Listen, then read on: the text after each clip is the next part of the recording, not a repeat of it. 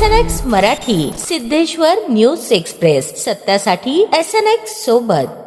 श्री मार्कंडेय जलतरण तलावाच्या दुरावस्थेची खासदार प्रणिती शिंदे यांच्याकडून पाहणी। जलतरणपटूंना आधुनिक सुविधा उपलब्ध करून देण्याचे आश्वासन। सोलापूर शहरातील श्री मार्कंडेय जलतरण तलावाच्या दुरावस्थेबाबत जलतरणपटू, त्यांचे पालक व सभासदांनी सोलापूर लोकसभा मतदारसंघाच्या खासदार प्रणिती शिंदे यांची भेट घेऊन विविध अडचणी मांडल्या। या तक्रारींची तात्काळ दखल घेत खासदार प्रणिती शिंदे यांनी श्री मार्कंडेय जलतरण तलाव येथे भेट देऊन प्रत्यक्ष परिस्थितीची पाहणी केली। यावेळी त्यांनी जलतरणपटू, प्रशिक्षक, पालक, सभासद आणि संबंधित नागरिकांशी संवाद साधून तलावातील समस्या जाणून घेतल्या। जलतरणपटूंनी स्वच्छतागृहांची दुरावस्था, चेंजिंग रूमची खराब अवस्था, रंगरंगोटीची आवश्यकता, काही बाथरूमला दरवाजे नसणे, फुटलेल्या टाइल्स, सोलर सिस्टीमची गरज, पार्किंग परिसराचे कॉन्क्रिटीकरण, प्रेक्षक गॅलरीसाठी शेड उभारणे आदी समस्या मांडल्या। तसेच जलतरण तलावातील वारीव दर रद्द करून पूर्वीप्रमाणे वार्षिक, पंचवार्षिक आणि दशवार्षिक पास योजना सुरू करण्यात याव्या अशी मागणीही यावेळी करण्यात आली। लवकरच राज्यस्तरीय स्पर्धा होणार असून उन्हाळी सुट्टीमुळे अनेक शिकाऊ विद्यार्थी जलतरण तलावात येत असल्याने खेळाडूंना सराव करताना मोठ्या अडचणींचा सामना करावा लागत असल्याचेही पालकांनी सांगितले। यावेळी खासदार प्रणिती शिंदे यांनी